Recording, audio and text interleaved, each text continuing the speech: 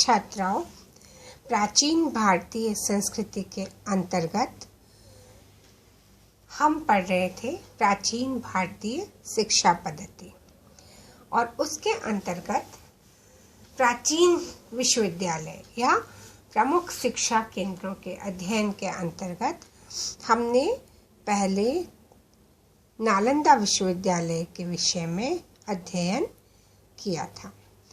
आज हम प्रमुख शिक्षा केंद्र के अंतर्गत तक्षशिला के विषय में अध्ययन करेंगे।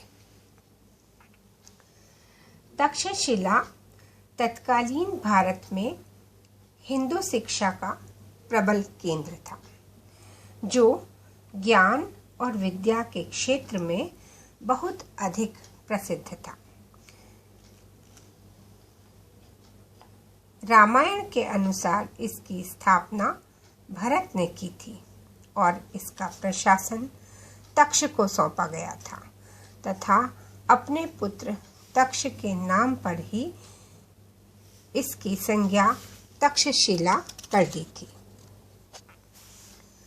तक्षशिला नगर के रूप में उत्तर वैदिक काल में ही विकसित हो चुका था, अतः यहाँ विद्वानों और ज्ञान चर्चाओं का होना स्वाभाविक था।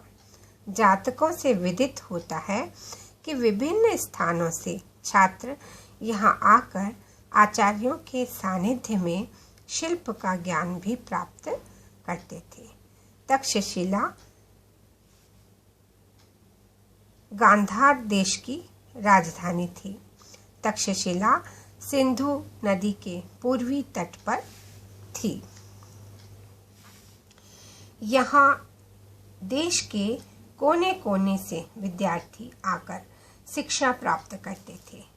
इनमें वाराणसी, राजगृह, मिथिला, उज्जैनी आदि नगरों के भी थे, जो यहाँ की ज्ञान गरिमा से परिचित होने के लिए आते थे।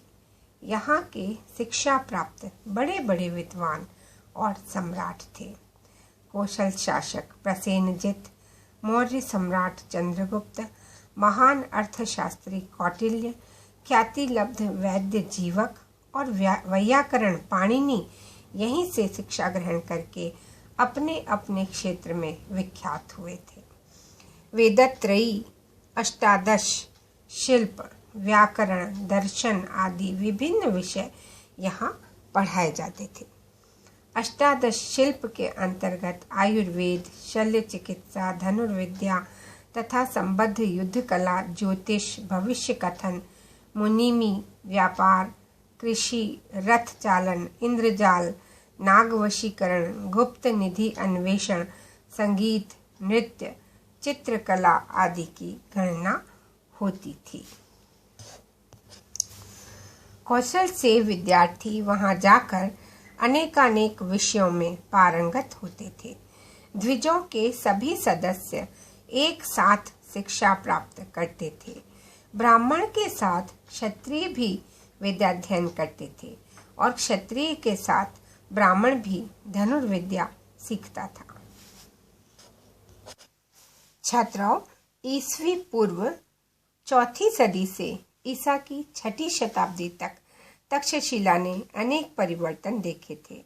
यवन, शक, कुषाण और हूणों के अनेक आक्रमण इसने सहे थे तथा उनके झंझावातों से अपने को यथाशक्ति रक्षित करने का प्रयास भी किया था।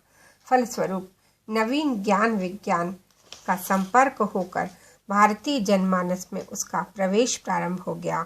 विदेशी खरोष्ठी लिपि का प्रचार, यूनानी तक्षण कला, मुद्रा निर्माण कला और दर्शन का प्रसार भारत में होने लगा। इससे भारतीय विषयों में नया आयाम आया। जातकों से विदित होता है कि एक एक आचार्य के निर्देशन में सैकड़ों विद्यार्थी शिक्षा प्राप्त करते थे। पाठ्यक्रम निर्धारित होता था। शिक्षा का प्रधान उद्देश्य उपाधि प्राप्त न होकर स्वांतः सुख था। शिक्षा में किसी तरह का कोई भेदभाव नहीं था। आचार्य के यहाँ ब्राह्मण, क्षत्रिय, वैश्य के साथ अन्य भी शिक्षा ग्रहण करने आते थे। यह उस युग की जाति व्यवस्था के लचीलेपन की ओर इंगित करता है। यानी ब्राह्मण, क्षत्रिय और वैश्य के साथ अन्य जो और हैं, मछली मारने वाले आदि भी हैं, तो वो भी इनके साथ ही शिक्षा ग्रहण करते थे। तो ये उस जाति व्यवस्था के लचीलेपन को संकेत इस ओर जाता है कि उस समय जाति व्यवस्था में लचीलापन था। धनी और निर्धन दोनों प्रकार के छात्र समान रूप से गुरु के शिष्य हो सकते थे।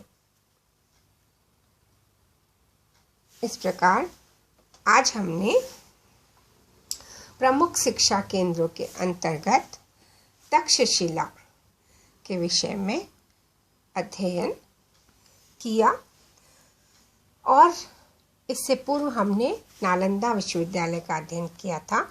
तो छात्राओं, दोनों विश्वविद्यालयों को आप अच्छी तरह से पढ़ेंगे और लिखने का भी प्रयास करेंगे। नेक्स्ट टर्न पर हम नेक्स्ट प्रमुख शिक्षा केंद्र के विषय में अध्ययन करेंगे।